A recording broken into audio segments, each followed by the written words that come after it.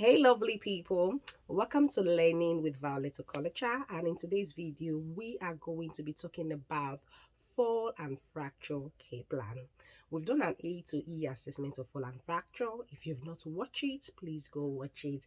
And now we're continuing with care plan for fall and fracture. Above all, I'll be giving you top 3 reasons why a lot of students are failing the care plan for fall and fracture. Before we dive into today's video, Osce remains simple and Osce remains simple.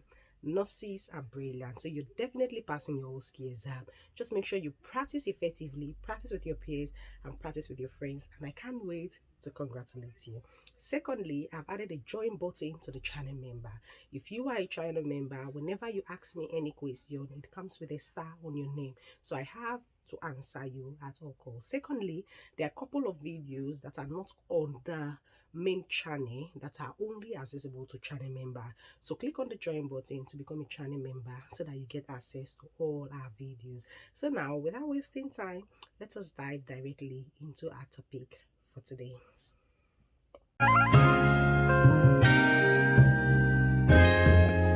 Ryan Little.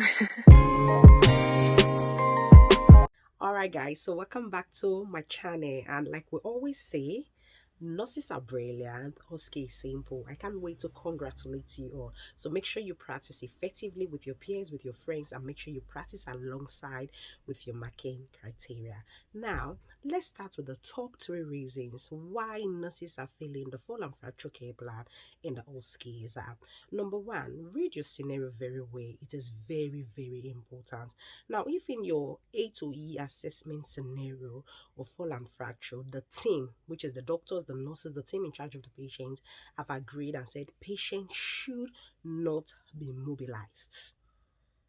Now, in your care plan, when you get to your care plan, remember when you do assessments, you are continuing with that patient to planning, to implementation, and evaluation. Is that same patient scenario you're dealing with? And so when you get to your planning, because you have read in your scenario that patient should not be mobilized, that is if it is in your scenario. And now you get to your planning and your planning risks for four. The assessor wants to hear more. Your aim of care, what's your aim of care? And you're writing aim of care, patient, mobilize patients with assistance and independently within the limits of our disease condition. It has contradicted what the team wants for the patient, because they've said already patient should not be mobilized. And now you're mobilizing, your aim is to mobilize that patient. That's number one reason why people fail care plan for fall and fracture. Number two reason is when you get to planning, take a pause. Planning is 14 minutes in your Osce exam. If you ask me, I think 14 minutes is a good time to plan effectively. So when you get to planning, read your planning scenario. Yes, very important. Read your planning scenario. Now, most times when you have a fall and fracture patient, sorry guys, when you have a fall and fracture patient, they tell you what they want you to plan for. For instance, they could tell you to plan pre-operative care plan. I'll read something to buttress that point further. Now listen, they said Mrs. Ellie Brooke was admitted in the hospital after a fall at home, has sustained a fracture on her right neck femur of her left hip. She's scheduled for left hip replacement surgery in the next couple of hours. Based on your nursing assessment of this patient, please produce a nursing care plan. Two relevant nursing care plan. You see now, she's scheduled for hip replacement. So it means they want you in this scenario, or in this case, in this planning scenario I've read, they want you to plan pre-operative care plan. And with a pre-operative care plan, you know we always have pain. If the patient does not have pain, then you can plan patient is for hip replacement surgery, or patient is for internal fixation surgery, depending on your scenario, and require safe preparation for theater. Thick. Your aim of care is patient is going to verbalize that she feels safely prepared for theater. Re-evaluation date, you all know that when it is in a hospital, it is today. You write the date of your Osce exam, hourly, and as the clinical condition changes. Of course, hematite is our planning. Explain or care and gain consent. MO, monitor and record patient observations. How often according to your new score? So if your new score was 0, monitor and record A-list observation 12 hourly and escalate as per news 2 policy. A, assess. You assess and ensure all pre-operative checklists have been completed and consent has been signed. Tick. T, teach early deep breathing exercises and repositioning for comfort. Administer all prescribed medications and monitor its effectiveness after 30 minutes. Refer early to who? Of course, refer early to surgical team, pain management team, fall and fracture team. That's all. So there are 3 care plans basically for pre-op pain, anxiety. What do you call it again? Patients for surgery and require safe preparation. However, not all patients are anxious. So doing your assessment, if your patient is anxious, then you can also plan for anxiety. Guys, do we all understand? Bless you. Now, another thing you have to look at is there are other care plans still. Even if they don't say plan pre-op, there are other care plans. Pain is there as a care plan without planning pre-op. Risks for impaired skin integrity is there due to immobility. Yes, risks for impaired skin integrity due to immobility, especially if they've said the patient should not be mobilized. Aim of care to maintain patient skin integrity. Re-evaluation date today. You write the date of your Osce exam hourly and as the clinical condition changes. E, we're going to care now provided by the nurses. Explain or care and gain consent. Tick. MO, monitor and record A-list observation. How frequently? According to your new score. If your new score is 1 to 4, 4 to 6 hourly, and escalate as per news 2 policy. A, assess A-list skin.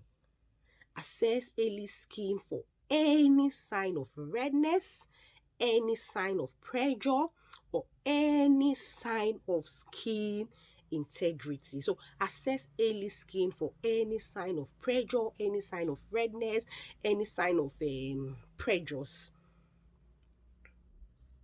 Immaterial, of course. T, teach early deep breathing exercises and repositioning for optimum lungs expansion. Administer all prescribed medication and monitor its effectiveness after 30 minutes. Refer early to who? Refer early to fall and fracture team, or refer early to tissue viability team, or refer early to who? To pressure areas team. That's all. That's all. Inform early to use the Kobe D document or care plan. Another thing you can also plan for is risks for constipation related to immobility. Risks for constipation related to immobility. Your aim of care will be to maintain normal bowel function. Re-evaluation dates today. You write the dates of your OSCE exam hourly and as the clinical condition changes. E, explain okay to early and gain consent. MO, monitor and record A-list observation again according to your new score. So if my new score was 2, I'm going to monitor and record A-list observation 4 to 6 hourly and escalate as per news 2 policy. Assess A-list bowel function. Assess A-list bowel function, e.g. when last she went to the toilets. T, teach early deep breathing exercises and repositioning for optimal lungs expansion. Administer all prescribed medication, including laxative, and monitor its effectiveness after 30 minutes. Refer early to who? Refer early to fall and fracture team. Informally to use the Kobe documental care plan. So Imatide makes our care plan simple. So these are the care plans you can use. If you don't say plan pre-op, you can plan for risks for impaired skin mobility. You can plan for risks for constipation related to immobility. You can plan for pain.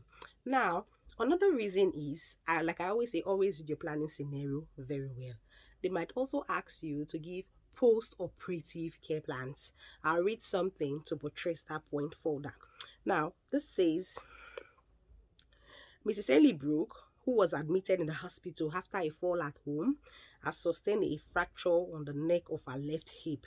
She has recently undergone a left hip replacement surgery under general anesthesia and has returned to your ward from the theater.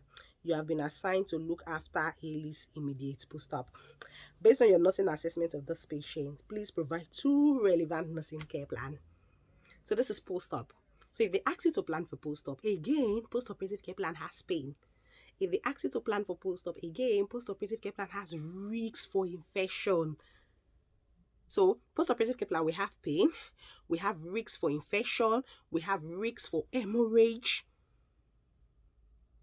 we have risks for constipation related to the surgery. So it's same thing. We all know how to plan for pain. We all know how to plan for risks for infection. So if you don't know, just look at my video for post-operative care plan and go through them. Alright guys, I hope I've been able to explain care plans for fall and fracture. If you have any question, try to drop them. I'll try to answer when I can.